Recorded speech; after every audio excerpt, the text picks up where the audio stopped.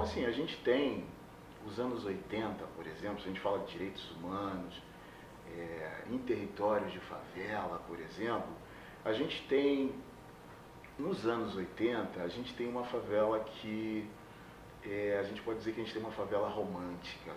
A gente tem um traficante romântico que se vê como protetor, né, daquele território e tal. A gente tem um discurso sobre direitos humanos que é o discurso sobre bandido bom e bandido morto, que é um discurso anterior aos anos 80. Só que falar de direitos humanos nos anos 80 na favela não implica tanto, porque ainda a favela é um lugar extremamente à parte. Todo mundo sabe, já está dito, desde os anos 30, 40, 50, 60, né, 70, e vamos pegar um pouquinho para trás, do século XIX, que a favela se torna um espaço perigoso, da pobreza, né, e tal. Entretanto, até os anos 80, a favela é um lugar que funciona, entre aspas, por ela mesma. A violência que ocorre na favela, né, as relações sociais que se dão na favela, elas vão se dando naquele território. Para ilustrar um pouco, né, o lugar, já que eu falo do Morro da Coroa, que é em Santa Teresa, a gente tem uma relação com o bairro, né, o Morro da Coroa tem uma relação com o bairro de proximidade, então você se identifica com o bairro, né, você troca com o bairro, então é bem interessante isso, é uma peculiaridade. Não é uma peculiaridade de todos os lugares, né? Então você tem nos anos 80 pessoas da classe média, por exemplo, que sobem a favela para poder fazer algum tipo de arte. Então esse encontro entre favela e asfalto nos anos 80, pelo menos em Santa Teresa, a gente consegue ver. A relação com a morte, por exemplo, ela vai começar de fato a acontecer no território de favelas, assim, a partir do meado dos anos 80, a favela começa a ser um espaço onde a questão do tráfico, a questão do comércio da cocaína começa a ficar muito forte. Essa questão não acontece dentro da favela, né? A questão é uma questão que começa de fora para dentro, né? A questão do comércio da cocaína. A questão é que a gente tem um espaço que ele é colocado num espaço extremamente desumanizado e ausente de políticas públicas. Então, esse espaço ele é promissor para qualquer tipo de ação e delito possível, né, já que o poder público ele não faz parte do cotidiano desse lugar, desse território. Automaticamente o tráfico de drogas ele começa, de certa forma, a fazer parte do cotidiano dessas pessoas de uma maneira muito romântica. Então, qual é a implicação que eu posso pensar dos direitos humanos no território de favela nos anos 80? A gente não precisa dizer que a favela está falando de direitos humanos nos anos 80, dentro a sociedade não está vendo a favela. Os direitos humanos ainda não chegam de fato. Isso vai acontecer nos anos 90, exatamente nos anos 90, quando a questão dos direitos humanos começa a ser acionada por vários órgãos da sociedade civil, que começam a olhar muitos jovens que começam a se envolver com o tráfico de drogas e esses jovens começam a morrer em grande quantidade.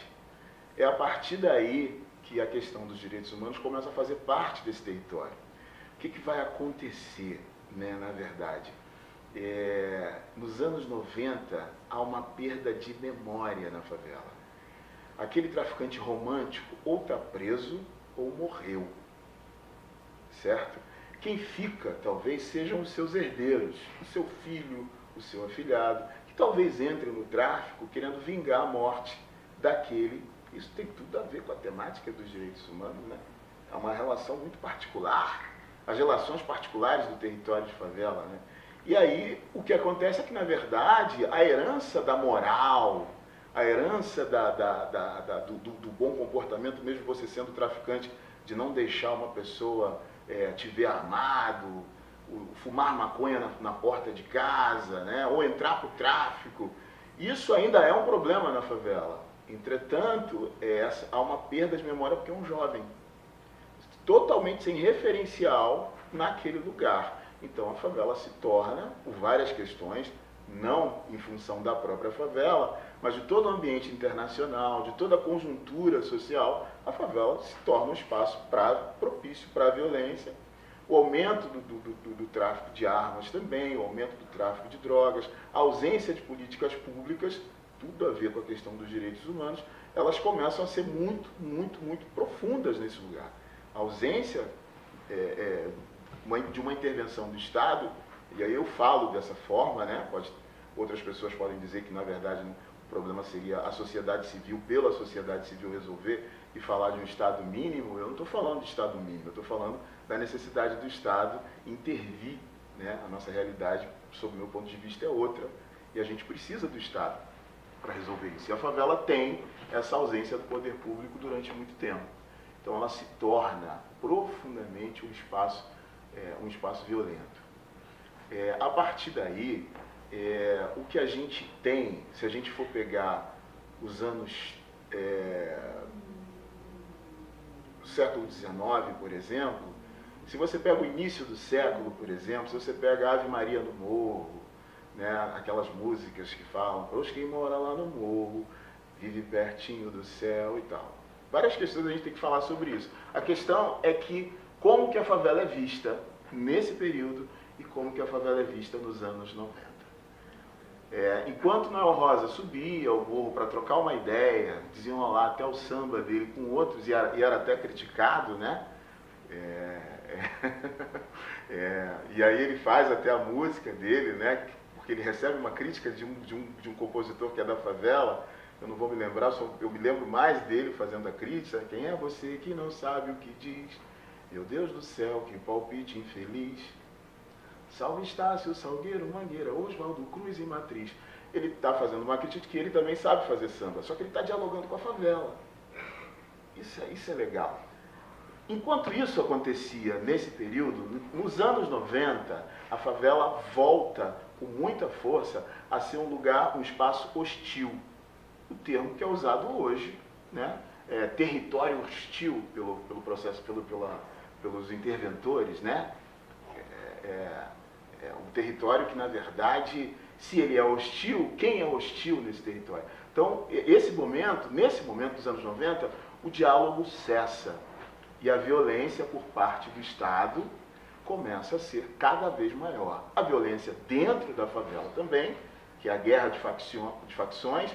Se eu não me engano, o volume de dinheiro em favelas de grande porte era de R$1 milhão por mês, até o meado dos anos 90, final dos anos 90, se eu não me engano. É muito dinheiro, né, que circulava ali. Entretanto, a sociedade, nós fechávamos os olhos para isso, né? Apesar de eu ser oriundo do território de favelas, eu estou me colocando no contexto da sociedade. Porque, na verdade, não influenciava a cidade, né? Quem tivesse que se envolver com o tráfico, na verdade, se colocava de fato dentro do seu território. O problema é que nos anos 90 a favela invade a cidade, né? Vários problemas na cidade, tiroteios, prefeitura sendo alvejada por tiros, traficantes brigando nas ruas de alguns bairros, traficantes passando em comboios e fazendo pessoas de reféns dentro de hotéis na Barra da Tijuca. Aí, como o Hélio Luz vai dizer, aí a coisa vai ficar diferente, né? Quando eu começo a prender o delegado que bateu na cara do rapaz porque ele roubou e não podia bater, aí eu já não faço mais parte do jantar, eu já não sou mais convidado. Aí a história é outra quando a favela invade a cidade. Aí a questão dos direitos humanos começa a fazer parte desse território. Vários gritos, né, começam a acontecer de dentro da favela e várias entidades sociais começam a fazer parte disso. Eu tenho como marco importante para pensar essa questão dos direitos humanos dentro do território de favelas o que aconteceu em Vigário Geral. Foram a chacina de vários moradores por uma questão de um policial que foi morto, e vários policiais entraram dentro de Vigário Geral e mataram várias pessoas dentro de casa, famílias de protestantes e tal. Segundo relatos, né, aí a gente precisa ver, mas um rapaz parece que ficou vivo, alguma coisa. Enfim, se é boato e tal, mas ficava muito naquela... o discurso do policial era de que vamos embora que a gente já matou muito. Enfim, isso é uma das frases que eu ouvi naquele período. A chacina da Candelária também foi um marco para que os direitos humanos começassem a gente não tinha política para a juventude de rua, nem para a juventude. Então, os direitos humanos eles começam a fazer parte desses territórios, desses lugares, a partir dos anos 90. A gente tem também que dar também um mérito para a Constituição de 88, que é o período da redemocratização. Só que a gente está andando a passos bem lentos em relação a isso.